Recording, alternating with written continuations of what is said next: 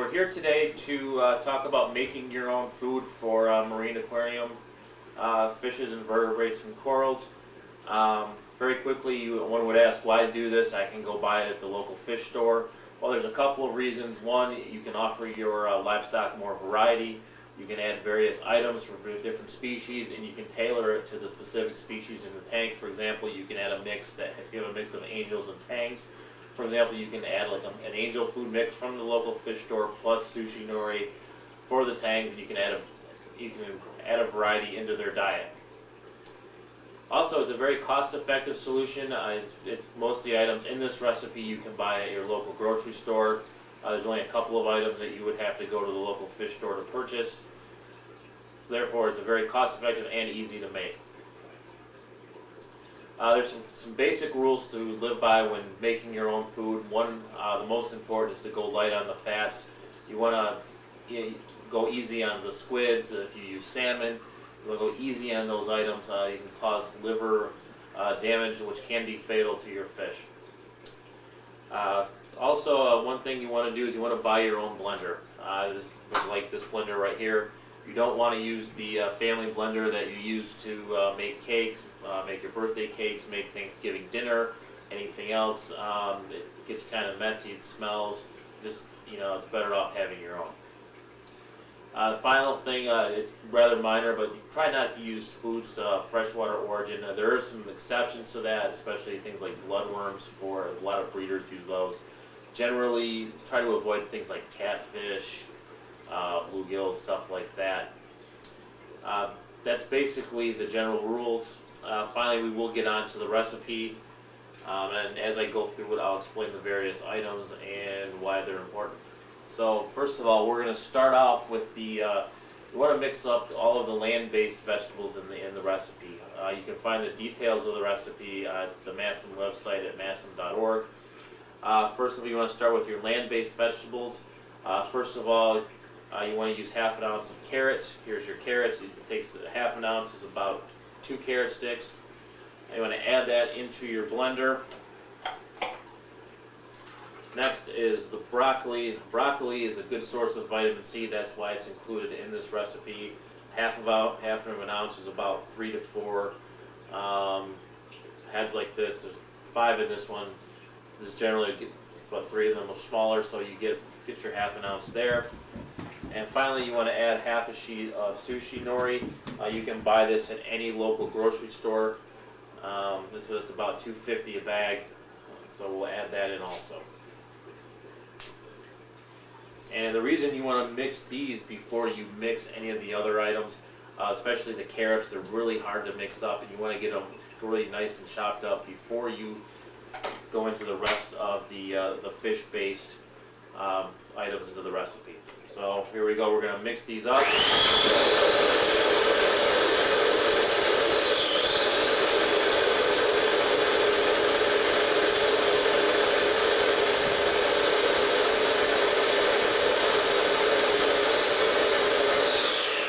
you see here, this is pretty finely chopped now. We've got this, this real finely chopped, so it will be really easy to mix once you mix all of the other items into the recipe. So now we're going to go into the protein items in your recipe. First of all, squid, like we mentioned earlier, it is pretty fatty, but you want to add about 1.5 ounces of squid, which is about this much, give or take, a little bit. Add that in there.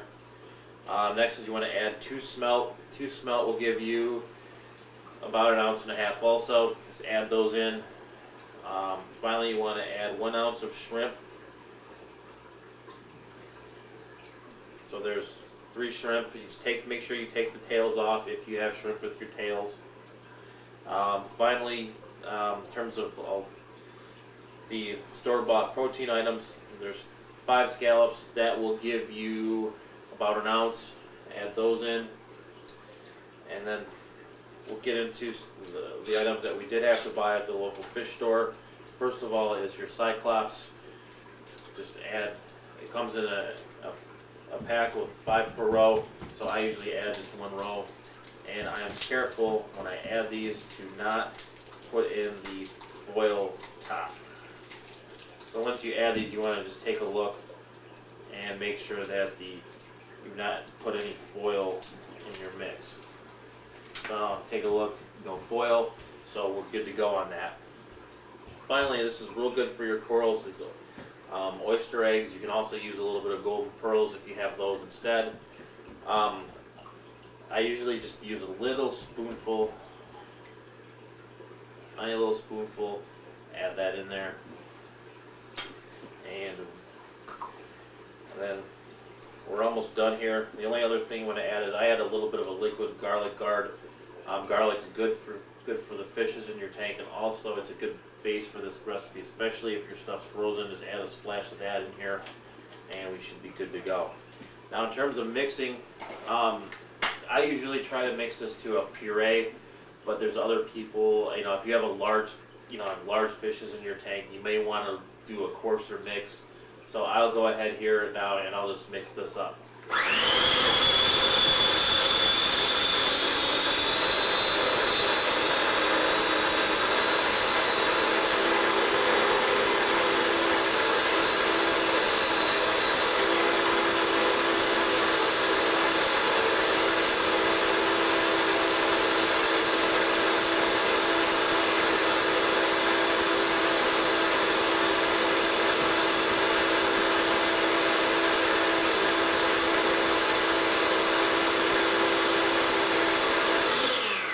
The key here is as you're mixing this up, you want to make sure that you don't have chunks of anything in here. So you just keep going. It almost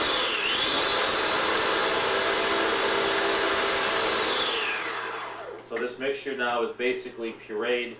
If you have things like this piece of sushi nori, just kind of take your spoon and knock those down into the mix, and then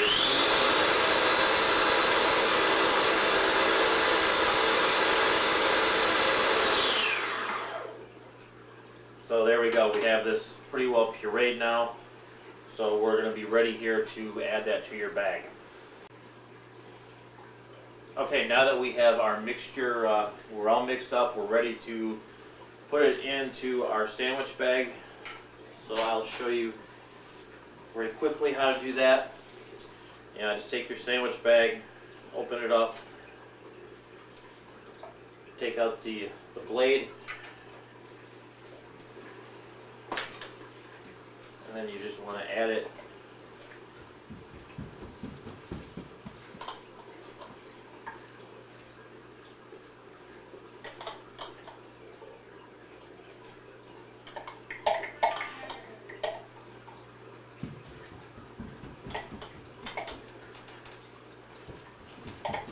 like this.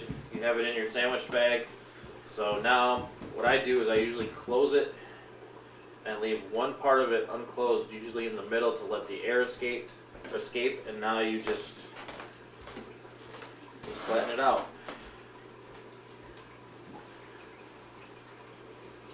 And then you just close it up as you get towards the top.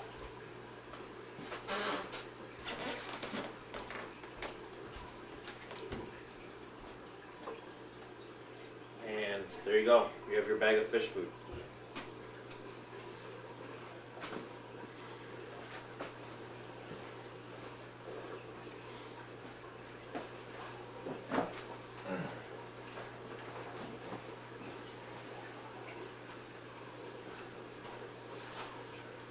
Okay, we've now completed our recipe. We've now frozen it. So basically, all you do from here is you dilute it in some water, and once it's thawed in the water, you are ready to go. So I will show you the food mixture once it's been thawed out, and we'll go ahead and feed it to the fish here. And there it goes.